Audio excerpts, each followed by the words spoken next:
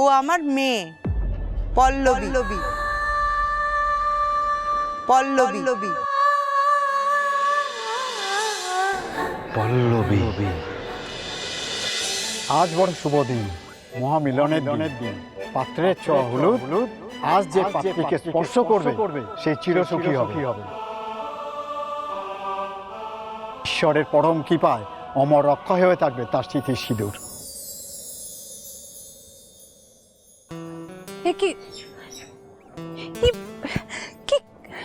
এটা কি হলো? হ্যাঁ,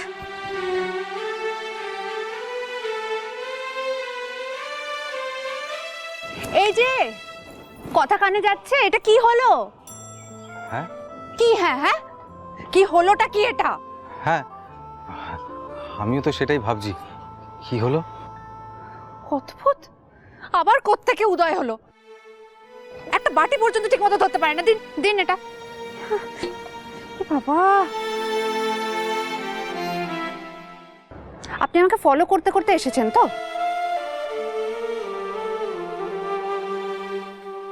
হ্যালো, হ্যাঁ হ্যালো ম্যাডাম। এই শুনুন, প্রথমত আমি আপনার ম্যাডাম নই, আর দ্বিতীয়ত আমি জানতে চাই আপনার হঠাৎ এখানে অবতীর্ণ হওয়ার কারণটা কি? সব মা কালীর লীলা। জয় মা। প্রপোজটা করে দিই নাকি শুভ সময়ের জন্য আরেকটু অপেক্ষা করে যাব?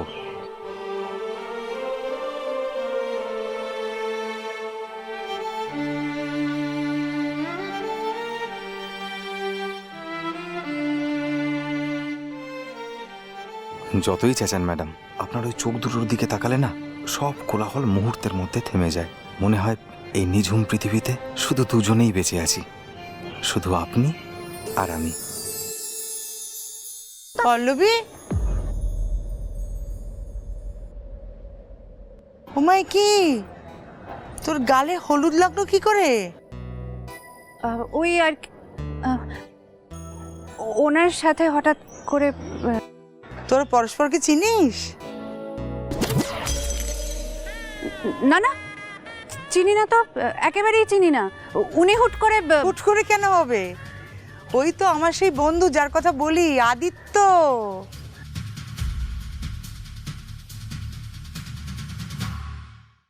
জানিস, আমি যখনই বিপদে পড়েছি আদি দেবদূতের মতো এসে হাজির হয়েছে।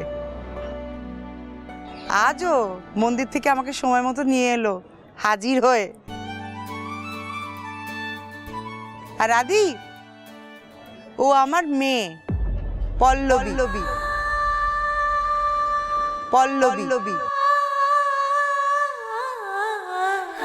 তোর কি কিছুই মনে পড়ছে না? কদিন আগে আমাদের বাড়িতে এসেছিল, তুই নিজের হাতে চা করে খাইয়েছিলি।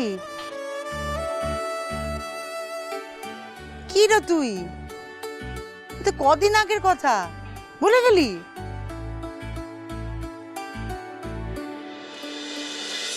পল্লবী, তুই? মাথাটা একটু ধরেছিল, তাই চা বানাচ্ছিলাম। বাবা, খুব ভালো হয়েছে। বলছি, আমার এক পরিচিত এসছে, ওর জন্য এক কাপ বসিয়ে দে না। কই তোমার বন্ধু? ওই তো বাইরে ফোন করছে।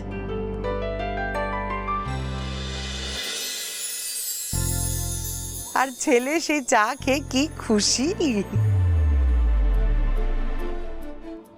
আপনি চায়ের নামে অমৃত খাওয়াবেন, আগে বলবেন তো। আমি না, আমার মেয়ে বানিয়েছে।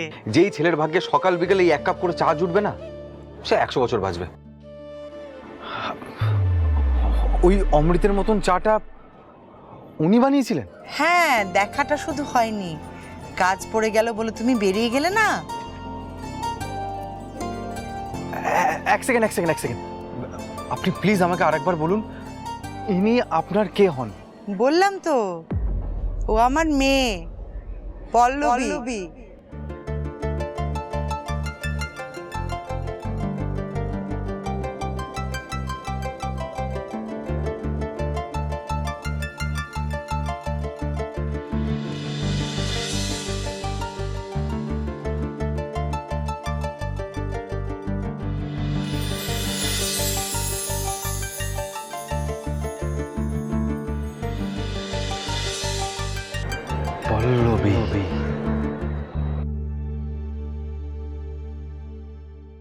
আদি, কি হলো? হ্যাঁ, না কি হবে, কিছু না। জানিস, আদির সোনার মন এই যুগে পাওয়া যায় না। সবার বিপদে ঝাঁপিয়ে পড়ে, সমাজ সেবা করে। আর এই যে আদিত্য বাবু, আমার মেয়ের বিয়ের লগ্ন কিন্তু সেই সন্ধেবেলায়, হ্যাঁ? খেয়ে দে তারপর এখান থেকে যেতে হবে, তার আগে কিন্তু এক পাও নড়বে না, তা নাহলে আমার সঙ্গে তোমার আড়ি। আড়ি? কমলা কাকিমার সাথে আদিত্যর আড়ি? এটা কখনো হতে পারে? এটা কখনো হতে পারে না। আমি যে কিভাবে শাবল দিয়ে কতটা গর্ত খুঁড়ে খুঁটি গেড়ে এখানে দাঁড়িয়ে আছি আপনি ভাবতেও পারবেন না। কনকাঞ্জলি অবধি থাকবো। বেশি বেশি। তাহলে তুমি বিয়ে বাড়িতে এরকম পোশাকেই থাকবে নাকি? একটা ভালো পাঞ্জাবি তো পরতে হবে। আমি শান্তনুকে বলছি তোমাকে একটা ভালো পাঞ্জাবি দিতে। তোমার সাইজটা কি একটু বলো তো? না না না না না, চুপ!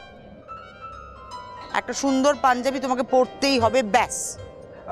দেখুন আমার 3 জন বন্ধু আছে, ওদেরকে বললেই ওরা বাড়ি থেকে পাঞ্জাবি এনে দেবে। ঠিক নাকি সেই অজুহাতে তুমি এখান থেকে পালাবে?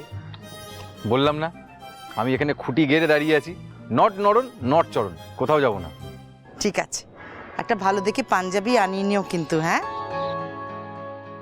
পল্লবী, তুই ওর সঙ্গে একটু কথা বল, আমি গায়ে হলুদের ব্যবস্থা একটু দেখি। হ্যাঁ, সব দিকে তো আমাকে দেখতে হয় না। থাক।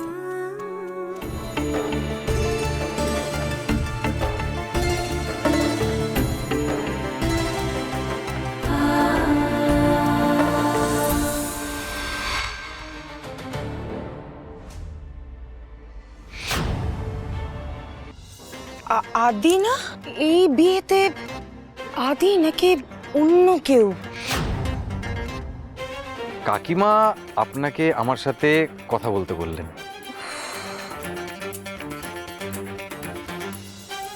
দেখি তো একবার।